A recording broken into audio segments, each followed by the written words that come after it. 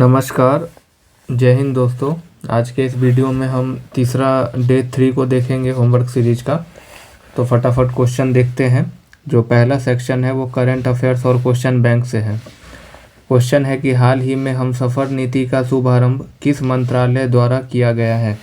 तो हमसफ़र नीति का जो शुभारंभ है वो किया गया है सड़क परिवहन एवं राजमार्ग मंत्रालय द्वारा।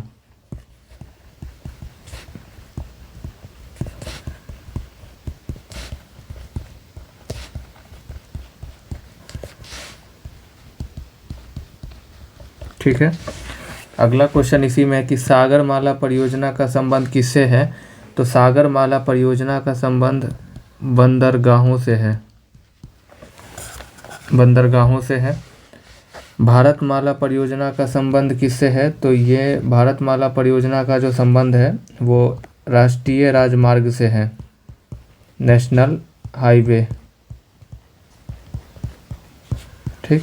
दूसरा नंबर क्वेश्चन है कि किस राज्य में पोलावरम परियोजना के खिलाफ स्थानीय लोगों ने फिर से अपना विरोध करना शुरू कर दिया है। तो बेसिकली जो ये पोलावरम परियोजना है ये परियोजना आंध्र प्रदेश की परियोजना है।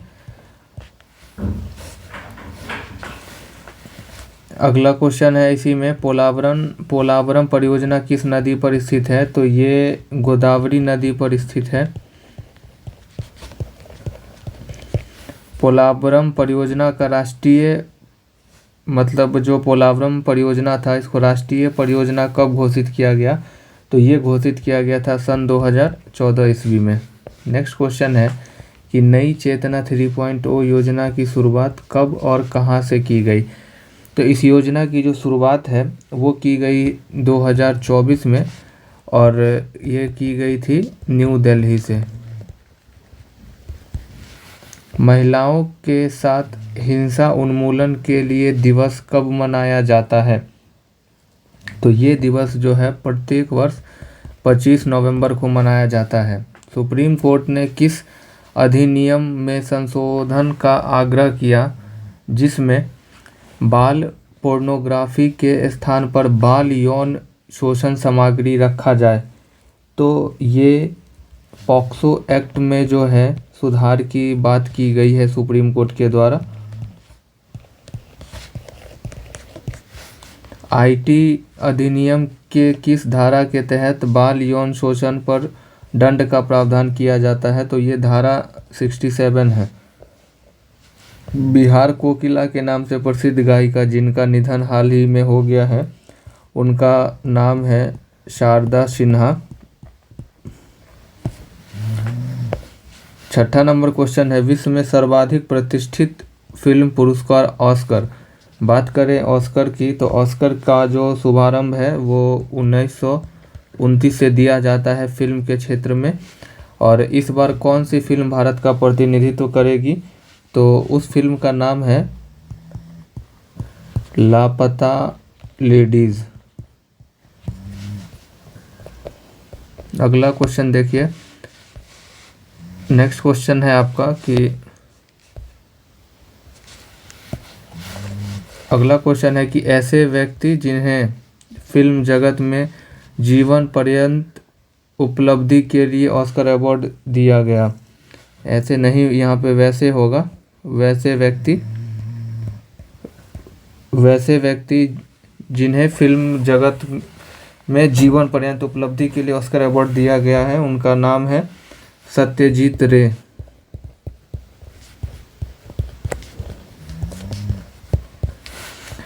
देसी गाय को राज्य माता का दर्जा किस राज्य द्वारा दिया गया। तो ये महाराष्ट्र के द्वारा दिया गया है। वैदिक सभ्यता में गाय के लिए प्रयुक्त शब्द है वो वैदिक सभ्यता में गाय को अधन्या कहा जाता था जिसका अर्थ है ना मारे जाने वाला पशु।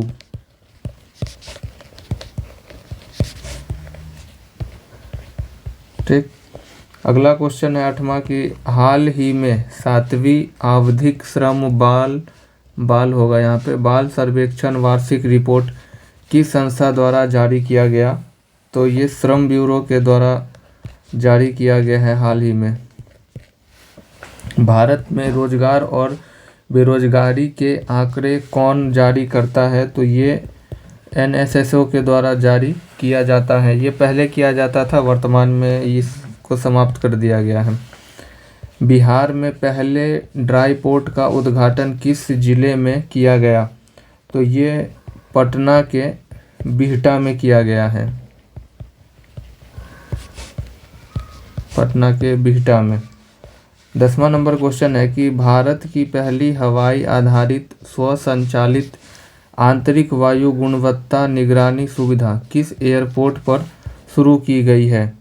उस एयरपोर्ट का नाम है केरल का तिरुवनंतपुरम एयरपोर्ट। ये व्यवस्था जो है वो तिरुवनंतपुरम एयरपोर्ट पर स्टार्ट किया गया है। आंतरिक वायु गुणवत्ता का विकास किस संगठन द्वारा किया जाता है? तो ये CSIR के द्वारा किया जाता है।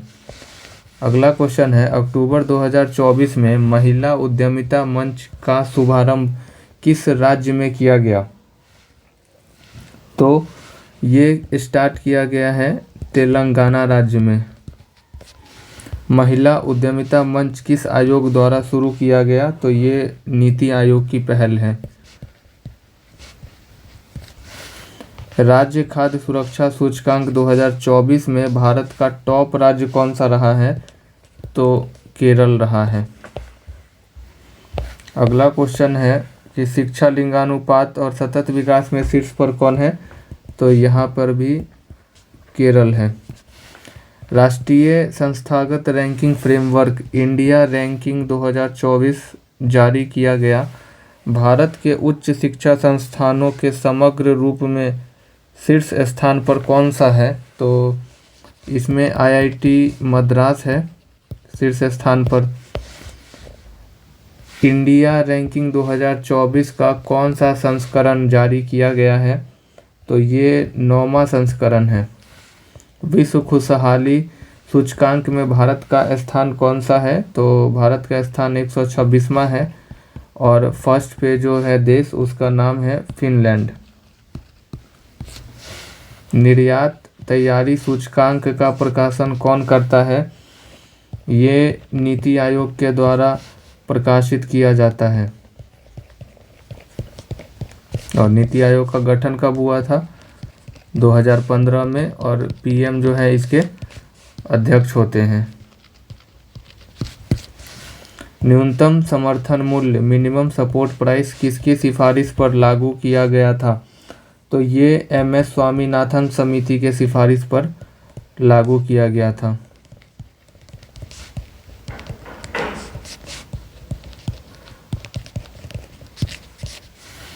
अगला क्वेश्चन है, बुद्ध ने अपनी अंतिम वर्षा ऋतु कहाँ बिताया? देखिए, सबसे ज़्यादा अगर पूछता तो वो तो हो जाता आपका श्रावस्ती में, ठीक है, लेकिन अंतिम वर्षा ऋतु पूछा गया है तो ये बिताया गया था उनके द्वारा वैशाली में। 18 नंबर क्वेश्चन है कि वैश्विक पर्यावरण आउटलुक रिपोर्ट किस संस्था द्वारा जारी किया जाता है? तो ये UNEP के द्वारा जारी किया जाता है। और बात करें UNEP की तो इसका गठन हुआ है 1972 ईस्वी में, और इसका हेड ऑफिस जो है या हेड क्वार्टर कह लीजिए है, मुख्यालय केन्या की राजधानी नैरोबी में है, ठीक है, केन्या। रक्षा संसाधन एवं विकास संगठन DRDO का गठन कब किया गया और इसका मुख्यालय कहाँ है? तो इसका गठन जो है 1958 में किया गया था और इसका मुख्यालय जो है वो है नई दिल्ली।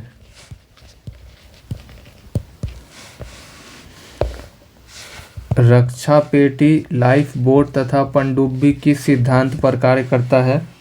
तो ये आर्किमिडीज का सिद्धांत पे काम करता है। याद रखिएगा कि जो भी डूबने और तैरने वाला जो भी सिद्धांत अगर पूछेगा तो उसमें आप आंख बंद करके आर्किमिडीज का सिद्धांत लगा दीजिएगा, ठीक। भारत की सबसे बड़ी निर्माणाधीन परियोजना कौन सी है? तो उस परियोजना का नाम है सरदार सरोवर परियोजना।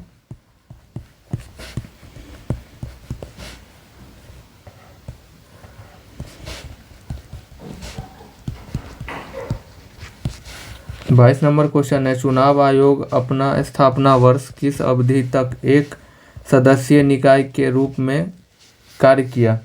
तो बात करें यहाँ पे चुनाव आयोग का, तो चुनाव आयोग का जो चर्चा है हमारे भारत के संविधान के आर्टिकल 324 में है। इसका गठन का बात करें तो इसका गठन 25 जनवरी 1950 को किया गया था। इसीलिए हम 25 जनवरी को प्रत्येक वर्ष मतदाता दिवस मनाते हैं। और ये 1950 से लेकर के 1989 तक जो है एक सदस्यीय निकाय के रूप में काम किया। राष्ट्रीय आपातकाल समाप्त करने का संकल्प किस सदन द्वारा पारित किया जाता है? बात करें आपातकाल की तो 3 तरीके का आपात है, 352, 356 और 360। राजकीय राष्ट्रपति शासन और 360 में है वित्तीय आपात। और जो राष्ट्रीय आपात है, इस आपातकाल का जो समाप्ति है वो किया जाएगा हमेशा लोकसभा के द्वारा। ठीक, 24 नंबर क्वेश्चन देखते हैं। 24 नंबर क्वेश्चन है आपका कि अरोरा ऑस्ट्रियोलिस तथा अरोरा बोरियोलिस जैसी परिघटना किस मंडल में घटित होती है? तो ये आयन मंडल में घटित होती है। सौर मंडल में कौन से 2 ग्रह जो अपनी परिक्रमा पूरब से पश्चिम की ओर करते हैं? सौर मंडल में ग्रहों की बात करें तो बुध, शुक्र, पृथ्वी, मंगल, बृहस्पति, शनि, अरुण, वरुण। टोटल 8 ग्रह हैं। 8 ग्रह में जो 2 ग्रह हैं वो अपना परिक्रमा जो है पूरब से पश्चिम की ओर करते हैं, और उस ग्रह का नाम है, एक तो हो गया शुक्र और एक है अरुण। ठीक, इसीलिए यहाँ पर जो है हमेशा जो सूर्य उदय है वो हमेशा पश्चिम की तरफ होता है। मेंडुला मस्तिष्क के किस भाग से संबंधित है? तो ये मस्तिष्क के पश्च मस्तिष्क से संबंधित है। बिहार, अगला क्वेश्चन है 27 नंबर की बिहार की दूसरी रामसर साइट नागी और नकटी बिहार के किस जिले में अवस्थित है? देखिए, बिहार में रामसर साइट की बात करें तो पहला जो है वो बेगूसराय में है, कांवरताल। ठीक है,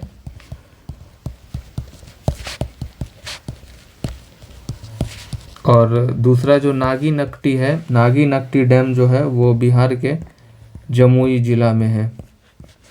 विश्व पर्यावरण दिवस पहली बार कब मनाया गया? तो विश्व पर्यावरण दिवस जो है ये 5 जून को प्रत्येक वर्ष मनाया जाता है, और ये 1974 में पहली बार मनाया गया था। ठीक है, भारत में कौन सी नदी कर्क रेखा को 2 बार काटती है? तो वो है माही नदी।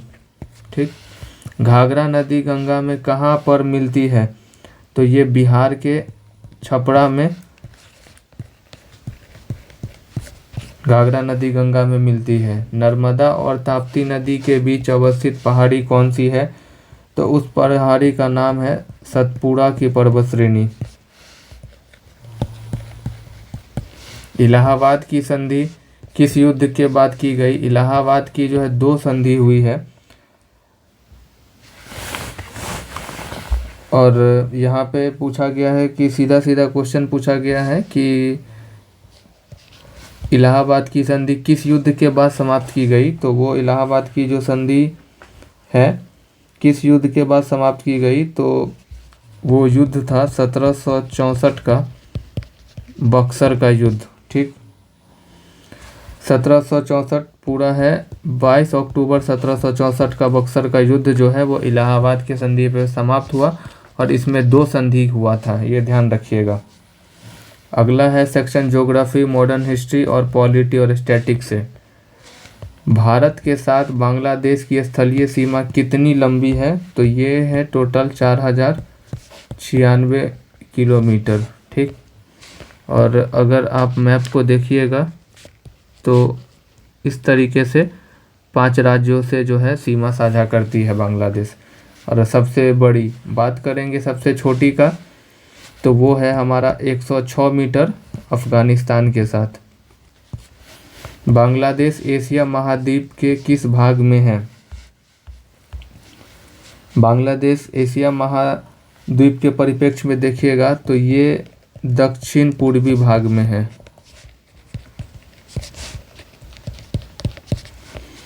भारत के उत्तर पश्चिम में स्थित पड़ोसी देश कौन से हैं?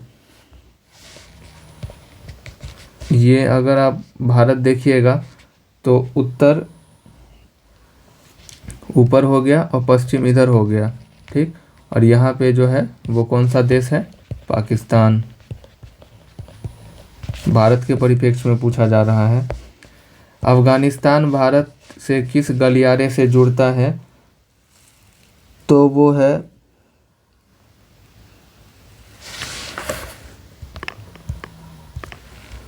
अफ़गानिस्तान भारत के किस गलियारे से भारत से जुड़ता है? तो वो है वरखान होगा। अफ़गानिस्तान भारत के किस गलियारे से जुड़ता है? अफ़गानिस्तान, एक मिनट, हाँ, वो गलियारा है वाखान गलियारा। और अफ़गानिस्तान जो है चीन के साथ भी जो है ये वाखान गलियारा से ही जुड़ता है। नेक्स्ट क्वेश्चन है 37। वर्तमान भारत के किस स्थान पर सफ़ेद पानी के नाम से, किस स्थान को सफ़ेद पानी के नाम से जाना जाता है? तो वो जगह है सियाचिन, क्योंकि यहाँ पे बहुत सारे बर्फ़ हैं और वो तैरती हुई प्रतीत होती है, ठीक है। लद्दाख में है। 38 नंबर क्वेश्चन है, भारत और चीन के बीच सीमा निर्धारण करने वाली मैकमोहन रेखा किस प्रदेश की उत्तरी सीमा पर खींची गई है? अगर आप मैप में देखिएगा, ये हमारा प्यारा भारत हो गया, तो पूछता है कि किस प्रदेश की उत्तरी सीमा में, तो उत्तरी सीमा यहाँ पे जो है वो हमारा अरुणाचल प्रदेश हो जाएगा, ठीक है। इसका आंसर हो जाएगा अरुणाचल प्रदेश।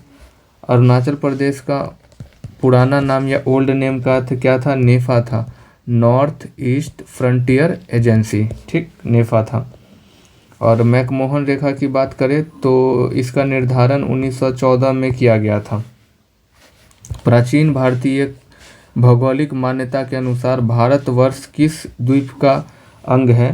तो ये जम्बू द्वीप का अंग है। भारत का, अरे यार धूर नहीं होगा, यहाँ पे थोड़ा सा क्वेश्चन में एरर है, यहाँ पर होगा, मैं ऊपर लिख देता हूँ कि भारत का दक्षिण में स्थित मुख्य भूमि से,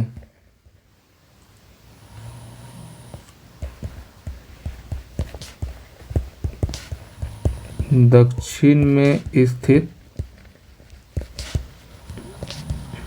मुख्य भूमि से भूमध्य रेखा की दूरी कितनी है, ठीक। तो अगर आप ग्लोब में समझें तो ये हो गया हमारा 0 डिग्री, जिसको हम भूमध्य रेखा कहते हैं।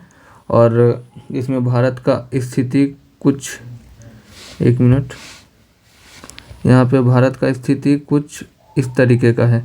तो इस डिस्टेंस को पूछा है, तो ये जो दूरी है, ये दूरी 876 किलोमीटर है कुल। 41 नंबर क्वेश्चन है कि भारत की मुख्य भूमि को रामेश्वर द्वीप से कौन अलग करता है? तो पंबन द्वीप द्वारा जो है ये रामेश्वर द्वीप से अलग होता है भारत का मुख्य भूमि। कौन सा जलाशय अंडमान को निकोबार द्वीप समूह से अलग करता है? उस जलाशय का नाम है 10 डिग्री चैनल, अंडमान को निकोबार से अलग करता है। नेक्स्ट क्वेश्चन है यहाँ पे कि भारत का अक्षांशीय और देशांतरीय विस्तार क्या है? भारत का अक्षांशीय विस्तार जो है वो मैं ऊपर लिखता हूँ, अक्षांशीय विस्तार है भारत का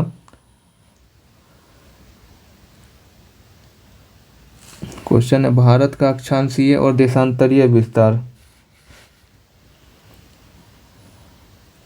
अक्षांशीय विस्तार तो है भारत का 68 डिग्री 7 मिनट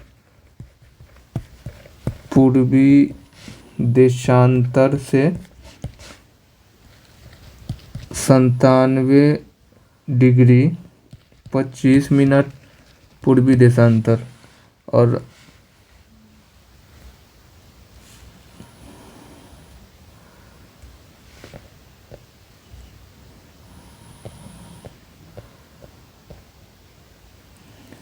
भारत का अक्षांशीय तो ये हो गया, देशांतरीय विस्तार ये हो गया। ये आपसे ना ये पूरा पूछ रहा है कि ये यहाँ से यहाँ तक क्या है, तो ये है 8 डिग्री 4 मिनट उत्तरी अक्षांश से 37 डिग्री 6 मिनट उत्तरी अक्षांश इसका आंसर होगा।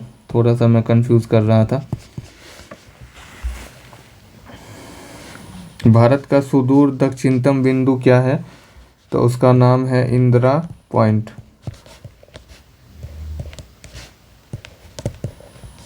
नेक्स्ट क्वेश्चन है, ब्रिटिश ईस्ट इंडिया कंपनी की स्थापना कब हुई थी?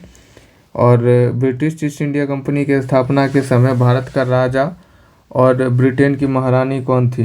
ब्रिटिश ईस्ट इंडिया कंपनी की जो स्थापना है वो सन 1600 ईस्वी में हुआ था, और उस समय में भारत में मुगल वंश का शासन था, और अकबर जो है वो गद्दी पे बैठे हुए थे, और ब्रिटेन की महारानी एलिजाबेथ फर्स्ट थी।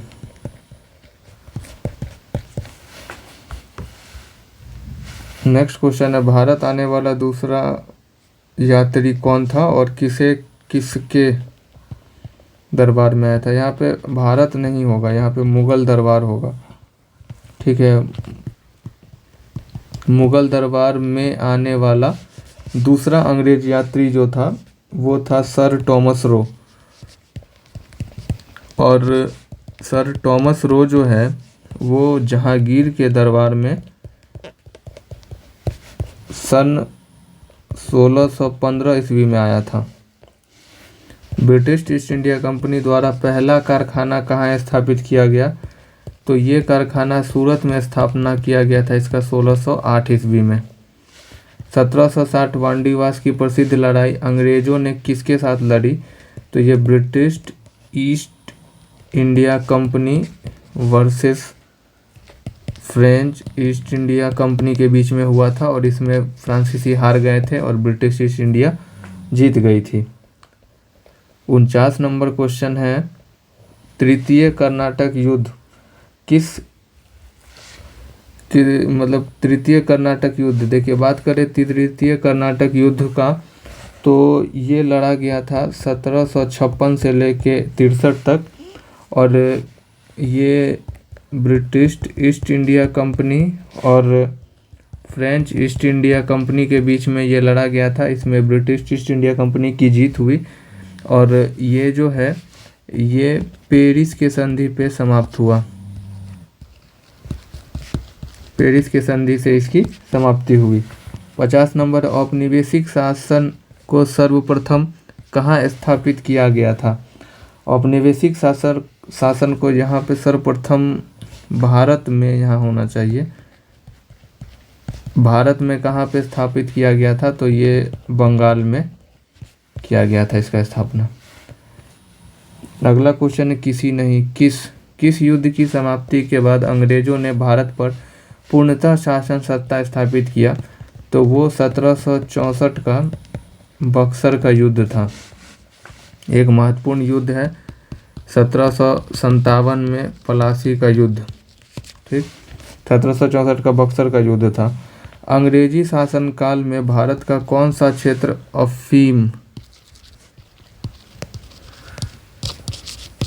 उत्पादन के लिए प्रसिद्ध था? तो वो बिहार राज्य था अफीम उत्पादन के लिए प्रसिद्ध। 53 नंबर क्वेश्चन है 53 कि ईस्ट इंडिया कंपनी के किस गवर्नर को औरंगजेब द्वारा भारत से निष्कासित किया गया था? उस गवर्नर का नाम है सर जॉन चाइल्ड। अंग्रेज राल्फ फिंच किस मुगल बादशाह के दरबार में आया था? तो ये अकबर का जो आगरा दरबार है उसमें आया था। ठीक, आगरा दरबार में आया था। अगला क्वेश्चन है 55। 1611 में मुगल बादशाह से किस अंग्रेज ने व्यापारिक अनुमति लेने में सफल हुआ?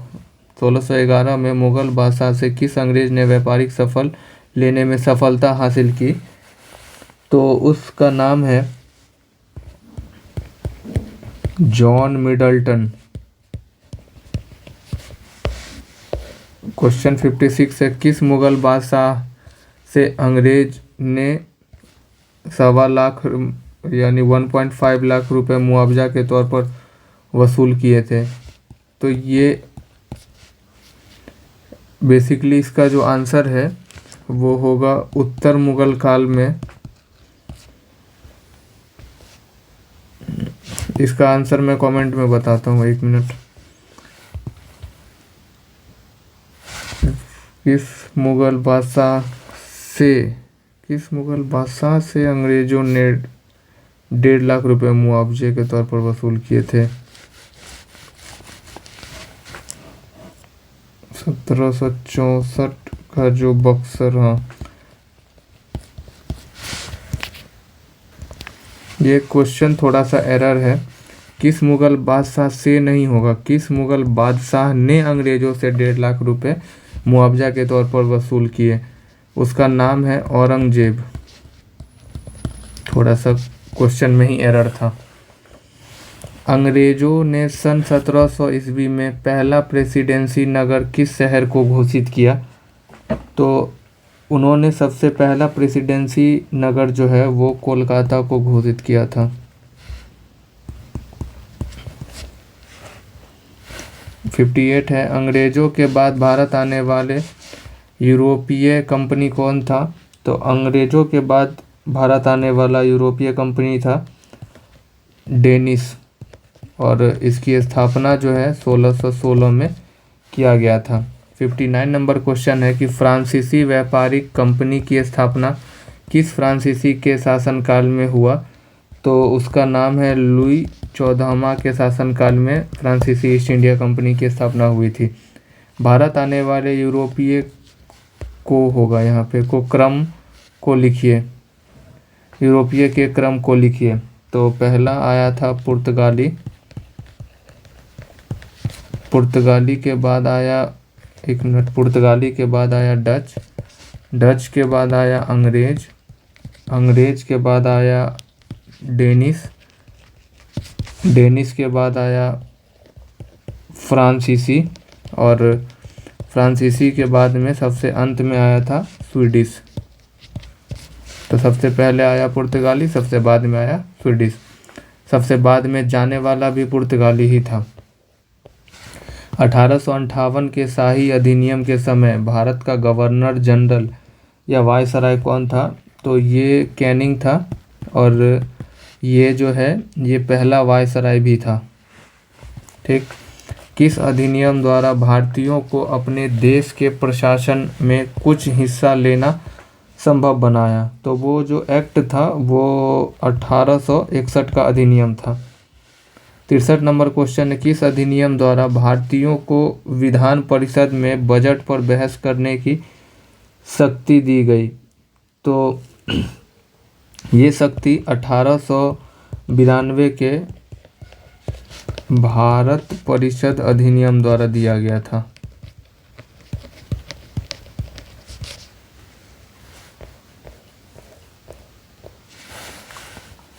नेक्स्ट क्वेश्चन है, बजट पर बहस करने के लिए 1892 में, और मतदान के लिए जो है मतदान का प्रावधान किया गया था 1909 के प्रावधान में, मार्ले मिंटो सुधार। भारत के सचिव का पद किस अधिनियम द्वारा निर्गत किया गया? तो ये 1858 का अधिनियम था, और पहला जो सचिव है सचिव वो जो था वो स्टैनली था, लॉर्ड स्टैनली।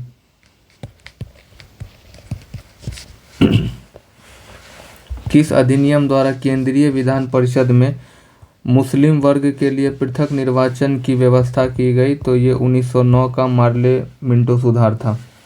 66 नंबर क्वेश्चन है, किस अधिनियम द्वारा भारत के गवर्नर जनरल को अध्यादेश जारी करने की शक्ति दी गई, तो ये 1861 का अधिनियम था। 67 नंबर क्वेश्चन है कि भारत के गवर्नर जनरल को किस एक्ट द्वारा अपनी समिति के निर्णय को स्वीकार करने का अधिकार मिला, तो ये 1786 का एक्ट था। क्वेश्चन नंबर 68 है कि महारानी विक्टोरिया को भारत का सम्राज्ञी कब नियुक्त किया गया, तो ये 1 जनवरी 1877 को उनको नियुक्त किया गया।